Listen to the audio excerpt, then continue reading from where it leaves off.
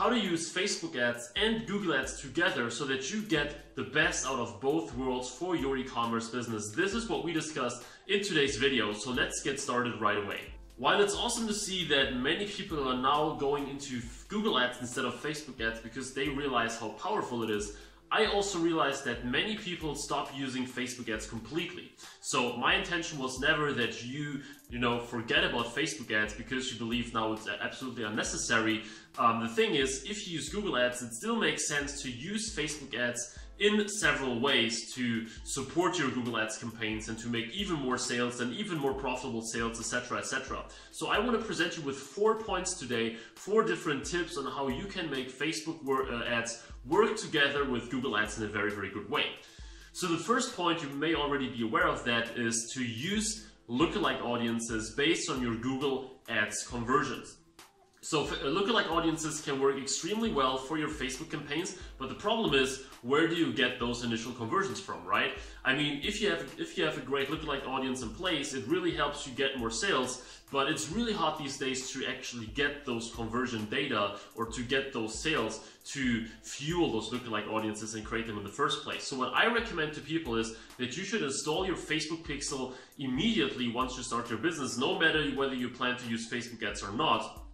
And then use the conversions that you get from Google Shopping, Google Search, whatever you're using, and you build a lookalike audience on Facebook ads using those conversions, because it's usually easier to get sales from cold traffic on Google than it is on Facebook. And if you combine those sales that you get on Google easier than on Facebook and you build a lookalike audience from them, you now have the best out of both. You can still continue to run great Google ads. Let's say you get 100 sales and then you build a lookalike audience on Facebook from that. You can continue to run your Google ads, obviously, but at the same time, you also have a very good start on Facebook, and now you can find people that are similar to those who bought, and it's all much, much easier. So this is definitely something you should try out.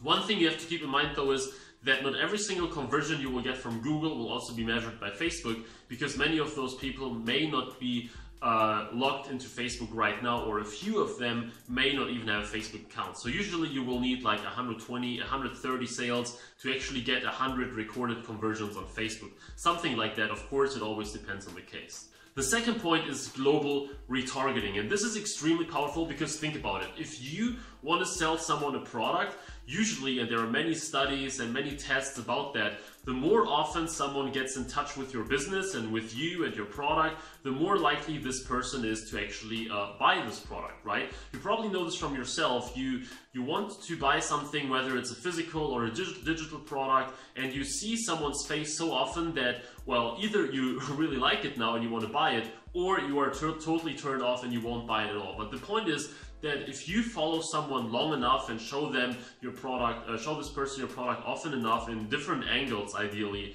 this person gets more and more familiar with the product, and the more often the person sees it, the more likely the person is to buy it. Now, of course, there is a limit to it, right? After, like, if you want to sell a cheap $15 item and you show someone your ads like for 2 weeks, chances are that after this time the person is not going to buy this super cheap item because he may have just bought another one, or he's not interested anymore, or he just doesn't care.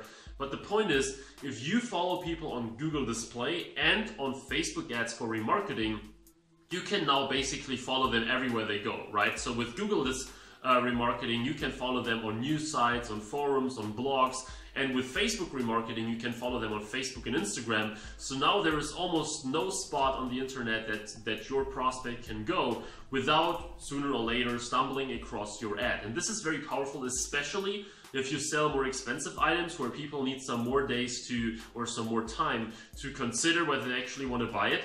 And let's say you sell a $200 item and you show people your ads on Facebook, on maybe also on YouTube, on Instagram, on the Google Display Network. At some point, especially if you create different ads and different copy for each ad, people get more and more familiar with the product, and probably you also answer certain questions in these ads that they might have, and then they end up buying simply because you gave them so many touch points. So that's way better than just using Google remarketing or just using Facebook remarketing. If you use both, especially because on Facebook you can have more like creative posts, you know, you are more flexible with your copy and with your images than on Google remarketing. now this becomes just way more powerful. So you should definitely consider using both for your remarketing. Now, the third strategy is something that I also recommended in another video, and this is bidding on your brand's name. Now, this is not really a combination of Facebook and Google ads, but let's say you only run Facebook ad campaigns, right? The reality is that many people at some point Google your store name. So let's say they like your product, they go to your page, and you know, your name is something like thebestpetstore.com or something stupid like that, right?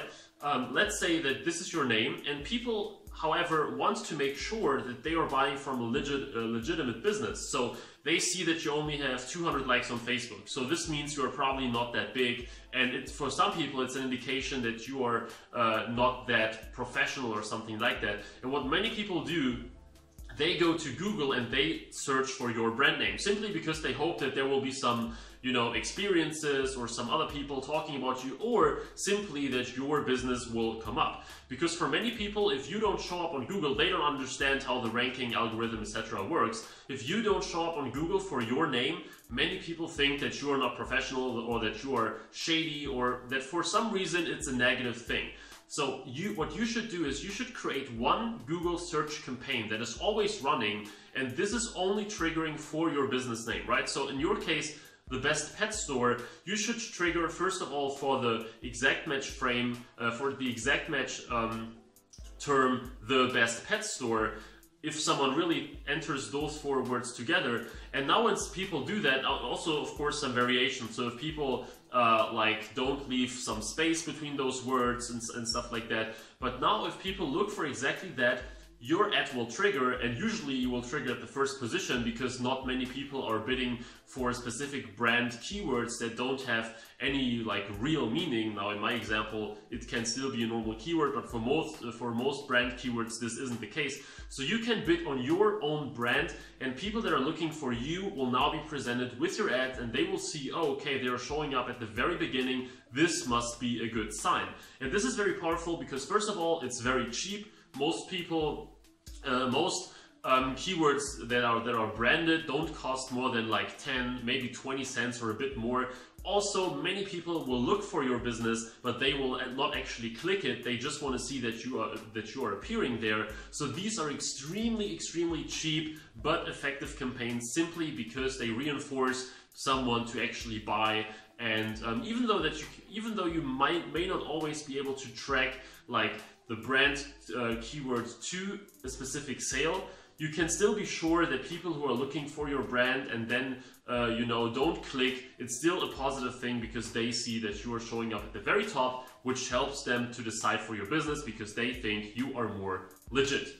The fourth and last tip is that you can use people that come from Google Ads because they show interest in your product, and you can, you know, encourage them to do something on Facebook and become part of your audience. So this could be, for example, someone liking your page or sharing a post or subscribing to your messenger bot or something like that. The point is that you can try to, you know, convert as many people as possible from Google to do an action on Facebook.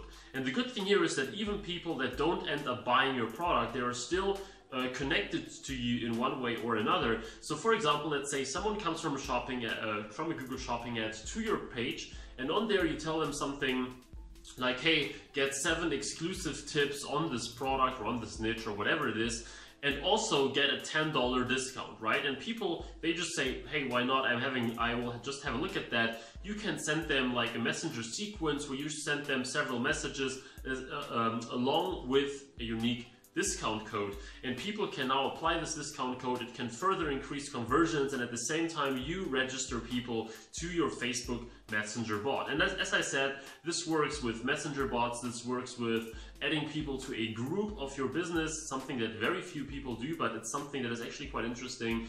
Like I said, they can like your page, they can share something, but the point is that you should encourage them to do some sort of action on Facebook. My personal favorites are simply liking a page, or much better, subscribing them to your bot. So you can use ManyChat, for example. You can trigger a little pop-up sliding in there, or a slider or a pop-up, and you can tell people, hey, get these tips and a $10 discount by just, clicking here, you send them these messages, you give them a discount, you encourage them to buy and to become a loyal fan of your business if you want.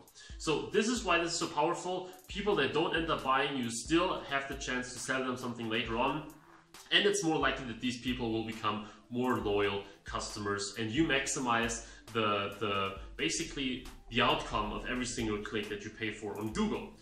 So these were my 4 tips on how to make Facebook and Google work together in a very, very good way. I really hope that it helped you. Let me know in the comments if you used one of these techniques before. Are you using only Google ads? Are you also using Facebook ads or only Facebook ads? Let me know what your situation looks like. Also, if you want me to do more Facebook ad videos as well, let me know, because recently my focus has been Google ads, and it will also remain the focus because not enough people on YouTube are talking about that. But let me know if you want me to shoot some videos about Facebook ads from time to time as well. Again, I didn't do that much in the past, so let me know. And of course, any other questions that you might have, put them in the comments as well. As always, please subscribe to this channel if you want to see more and learn more about e-commerce, Google ads, dropshipping. Also, like this video if you enjoyed it. And check out the eCom PPC Academy in the description if you want to learn everything there is about Google Ads and become an absolute master to make more sales in your e-commerce business. So thanks a lot for watching, guys. I really hope that I will see you in the next video as well. And until then, all the best with your business, and bye-bye.